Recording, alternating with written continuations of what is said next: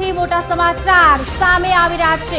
આપને જણાવી દઈએ, સૌથી મોટા સમાચાર, રાજ્યમાં કલેક્ટર લેવલે ફેરફારો થયા છે. રાજ્યના 3 જિલ્લાને નવા કલેક્ટર મળ્યા છે. પરિમલ પંડ્યા જામનગરના નવા કલેક્ટર બન્યા છે. GH સોલંકીની સુરેન્દ્રનગરના કલેક્ટર તરીકે નિમણૂક થઈ છે.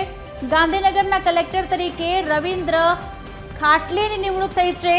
જામનગરના કલેક્ટર કેતન ઠક્કર નિવૃત્ત થઈ રહ્યા છે. ગાંધીનગર કલેક્ટરની પોસ્ટ ખાલી હતી. સુરેન્દ્રનગરના કલેક્ટરની જગ્યા પણ ખાલી હતી.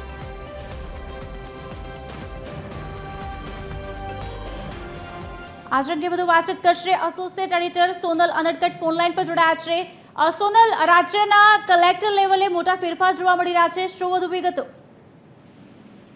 જી, રાજ્યના જે 3 જિલ્લા છે, જામનગર, ગાંધીનગર અને સુરેન્દ્રનગર, તેને નવા કલેક્ટર મળ્યા છે. મહત્વનું છે કે જામનગરના કલેક્ટર હાલ કેતન ઠક્કર છે, જેઓ 31મી તારીખે વયમર્યાદાના કારણે નિવૃત્ત થઈ રહ્યા છે. તો તેમના સ્થાન પર અમરેલીના DDO પરિમલ પંડ્યાને કલેક્ટર તરીકે નિમણૂક આપવામાં આવી છે. ગાંધીનગરના કલેક્ટર રહી ચૂક્યા છે મેહુલ દવે, જેઓ રિટાયર્ડ થઈ ચૂક્યા હતા અને તેમની પોસ્ટ ઘણા સમયથી ખાલી હતી. તો તે સ્થાન પર રવિન્દ્ર ખાટલેની નિમણૂક કરવામાં આવી છે.